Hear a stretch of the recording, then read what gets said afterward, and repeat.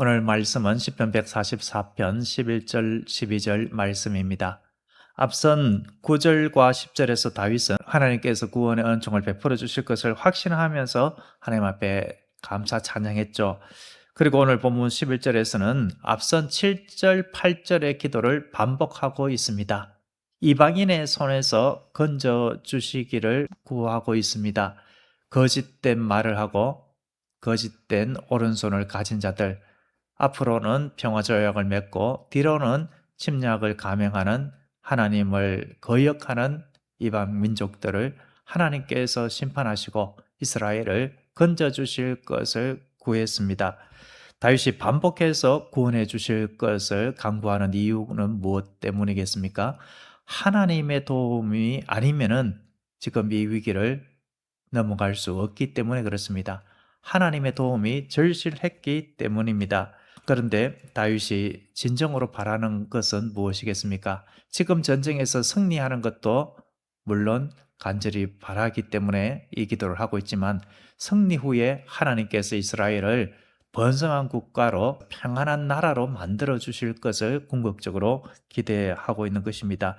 이스라엘이 평안을 누리고 번성한 나라가 되는 것입니다. 하나님의 백성들이 안전하게 살아가고 다음 세대들이 건강하게 세워지는 것입니다. 그렇기 때문에 다윗은 다시 한번 하나님께 구원의 간구를 올리고 있습니다. 이스라엘의 번성과 평화 그리고 복된 미래는 오직 하나님의 손에 달려있기 때문입니다.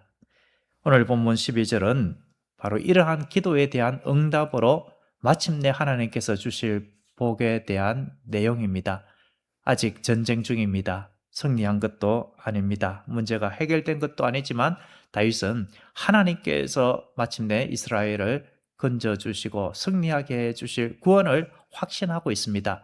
그리고 장차 하나님께서 복 주셔서 이루어질 하나님의 공동체, 그 복된 미래를 마치 그림을 그리듯이 눈에 선하게 보이듯이 바라보면서 현재형으로 복된 미래를 묘사하고 있습니다. 12절 전반입니다. 우리 아들들은 어리다가 장성한 나무들과 같으며, 다윗은 먼저 자녀의 복을 말하고 있습니다. 가축의 번성도 아니라 곳간의 풍성함도 아니고 먼저 자녀를 이야기하고 있습니다. 왜 그렇습니까? 다음 세대가 바로 나라의 미래이기 때문에 그렇습니다. 우리의 자녀, 그리고 다음 세대들이라 하면 교회 학교 학생들만 이야기하는 것이 아닙니다. 유아, 유치부, 아동부, 중고등부, 청년부뿐만 아니라 3, 40대도 4, 50대도 다음 세대일 수 있습니다. 하나님의 인도를 받고 하나님의 말씀 가운데 나아가야 할 자들이 넓은 의미에서 다 다음 세대요, 좁은 의미에서는 우리의 자녀 그리고 교회 학교 청년들까지일 것입니다. 여기서 장성한이라는 이 단어는 단순히 나이가 들었다는 뜻이 아닙니다. 원문에는 자라다, 강하게 하다, 중요하게 되다 이런 의미가 담겨 있습니다. 그래서 표준 세 번역에는 이렇게 번역하고 있습니다. 우리의 아들들은 어릴 때부터 나무처럼 튼튼하게 잘 자라고, 어리다가 장성한 나무, 이렇게 보면 이게 어리다가 장성하였다라는 것이 무슨 말인가 잘 이해하기 힘든데 표준 세 번역 보면은 쉽게 이해가 되죠. 어릴 때부터 나무처럼 튼튼하게 잘 자랐다. 하나님께서 어릴 때부터 강건하게 지켜주시고 보호해 주시고 하나님께서 세워 가신다라는 말입니다. 단순히 성장한 나무가 아닙니다. 어릴 때부터 튼튼하게 자란 나무입니다. 충분한 햇빛과 물을 공급받고 건강하게 자란 나무입니다. 여기서 중요한 것이 이 단어가 수동형이다라는 것입니다. 스스로 자란 것이 아닙니다. 하나님께서 붙드시고 강하게 하시고 귀하게 사용하실 사람으로 자라게 하셨다는 것입니다. 다윗은 하나님께서 이스라엘의 아들들을 나라의 귀한 동력으로, 나라를 떠받치는 기둥으로 세워주실 것을 확신하고 있습니다. 하나님께서 복 주실 때에 이러한 복을 먼저 주시는 것입니다. 하나님을 경외하는 하나님의 백성들, 그 나라에 다음 세대들을 이렇게 복을 주십니다. 그러한 하나님의 복으로 우리나라가 한반도에서 전 세계를 복음을 전하는 나라가 되었고 전 세계적으로 또 강한 나라가 된 것이 아니겠습니까? 하나님께서 나라를 복되게 하실 때에 먼저 다음 세대를 세워주신다. 하나님께서 나에게 우리 가정에 복을 주실 때에 자녀의 복을 허락하신다라는 사실입니다. 이어서 다윗은 딸들을 향한 축복을 말합니다. 하반절, 우리 딸들은 궁전의 양식대로 아름답게 다듬은 모퉁이 돌들과 같으며 라고 했습니다. 모퉁이 돌은 건물의 각 부분을 연결하고 전체 건물을 든든하게 유지하는 역할을 하죠. 그런 중요한 역할을 하는 돌인데 아무 돌이나 사용하는 것이 아닙니다. 정성스럽게 따듬고 채색을 하고 가공한 것으로 모퉁이 돌을 궁전에 삼습니다. 그냥 집도 모퉁이 돌을 귀한 돌로 하는데 하나님께서 귀하게 보시는 은총 가운데 궁전에 사용될 모퉁이 돌은 더더욱 귀한 것으로 준비하지 않겠습니까? 눈에 잘 띄는 곳에 세워지고 건물의 균형을 유지하는 중요한 역할을 했습니다. 이 말씀은 딸들을 단순히 외모가 아름다운 모습으로 하나님께서 세워가신다라는 것이 아닙니다. 이 단어 역시 수동형이기 때문에 하나님께서 아들들을 세워가듯이 딸들도 하나님께서 이렇게 세워가신다라는 것인데 단순한 외모가 아니라 품격 있는 사람, 가정을 세우는 사람, 공동체를 든든하게 하는 사람으로 세워간다는 것입니다. 잠언서에 나오는 현숙한 여인, 그 현숙한 여인은 하나님을 경외하는 여인이었죠.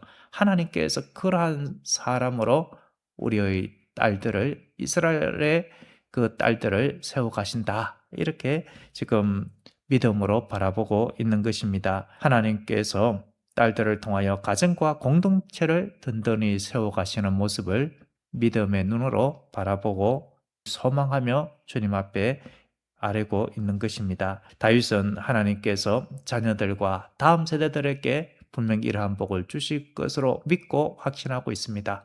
그것이 하나님의 언약의 말씀이기도 하기 때문에 그렇습니다. 하나님께서 신의 자녀들을 양육하시고 보호하시고 세워가실 것을 믿고 있습니다. 다음 세대는 나라의 미래이죠. 다윗은 하나님께서 복 주실 이스라엘의 미래를 바라보면서 하나님의 인도하심을 구하고 있는 것입니다. 하나님 앞에 귀하게 쓰임받는 하나님을 경외하는 자녀들이 되어서 하나님의 나라 이스라엘 공동체가 계속해서 번성하고 부흥하고 하나님의 은혜와 복을 받아 누릴 것을 바라며 하나님 앞에 지금 이러한 축복된 미래를 구하고 있는 것입니다. 사랑하는 성도 여러분, 다윗의 기도는 우리의 기도이기도 합니다. 우리 역시 자녀들과 다음 세대들이 이 나라와 민족 가운데, 세계 가운데 기둥같이 쓰임받기를 기도하고 있습니다. 왜 기도합니까? 우리가 우리의 자녀들을 책임질 수 없기 때문입니다. 오직 하나님만이 우리의 자녀를 붙드시고 세워 가실 수 있기 때문입니다. 하나님께서는 우리의 자녀들을 어릴 때부터 장성한 나무처럼 강하게 자라게 하시고 아름답게 다듬은 모퉁이 돌처럼 귀하게 사용하십니다. 그러나 우리에게 맡겨주신 우리의 책임도 있습니다. 우리 자녀들과 다음 세대가 이러한 모습을 통하여 하나님을 배우도록 믿음의 본을 보여야 하는 것입니다. 말씀으로 세워가야 합니다. 기도로 품어야 합니다. 장성한 자녀라 할지라도 계속해서 말씀 안에 거하도록 권면해야 합니다. 그리할 때 하나님께서 친히 다음 세대를 붙드시고 세워 가실 것입니다. 하나님께서 자녀의 복을 더하시고 자손 대대로 믿음의 명문 가문을 이어가도록 인도해 주실 줄로 믿습니다. 기도하겠습니다. 하나님 아버지, 우리의 자녀들과 다음 세대들을 사랑으로 붙드시고 세워주심에 감사드립니다. 장성한 나무와 같이 믿음 안에 굳게 서게 하시고 아름답게 다듬은 모퉁이 돌처럼 귀하게 사용하여 주시옵소서. 우리의 힘이 아니라 하나님의 손으로 자녀들을 인도해 주시고 보호하여 주시옵소서. 우리도 믿음의 본을 보이며 다음 세대를 말씀 가운데 세워가게 하시고 기도로 품게 하옵소서. 자손 대대로 하나님을 경외하는 복을 허락하옵소서. 예수 그리스도의 이름으로 기도드립니다. 아멘.